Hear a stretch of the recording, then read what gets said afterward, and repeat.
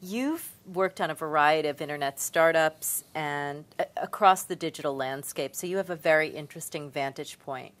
Ad exchanges, networks, demand-side platforms, real-time bidding. There's so much going on right now.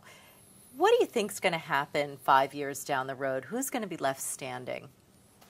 Well, I think in 5 years' time, we're going to see large ad exchanges emerge. In terms of the other companies surrounding the exchanges, like demand-side platforms, there fundamentally will need to be technology for buyers to interact in an open exchange format to purchase what's valuable to them.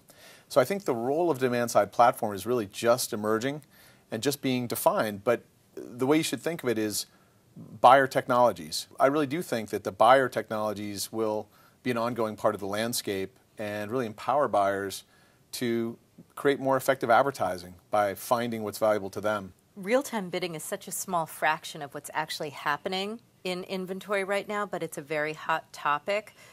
Do you think they're going to get bigger? What do you think is going to happen with real-time bidding? This year, it may comprise not more than 5% of the market, but that's from zero. So you have to bear in mind, before Google's launch in October 2009, there was no real-time impression-level bidding. So we've seen a tremendous growth just in the first 6 to 9 months of this industry. So we're just getting going. Spot buying in this fashion, if you want to call it that, will gain traction year over year. And I wouldn't be surprised to see it comprise 20, 30, 40% of the market.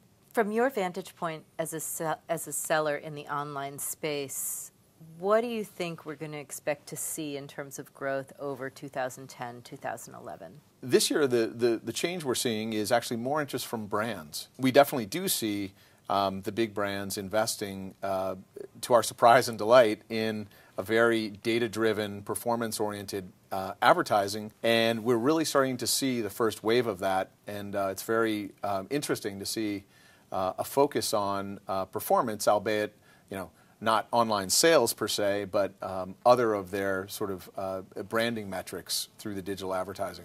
The classic advertising agency model has come under fire in recent years. Do you think that demand-side platforms, or the tool of demand-side platforms,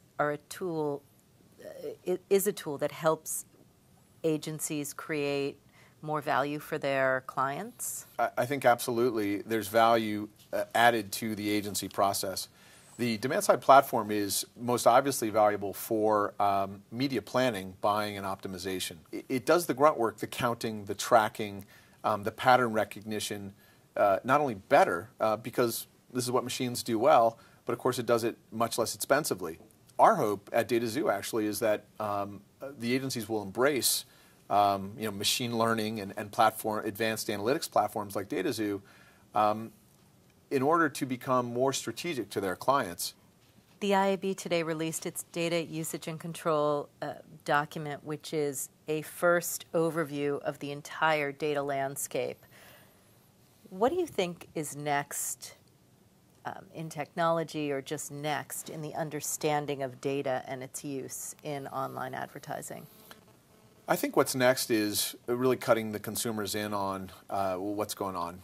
I use tools in my own browsing to show who's setting cookies and who's doing tracking, and it's interesting to me to see who is pervasively doing that, and it's actually not surprising. The biggest internet companies are. Now, being able to see information that's collected about me for ad preferences is really pretty boring, actually. There's nothing super interesting or worrisome.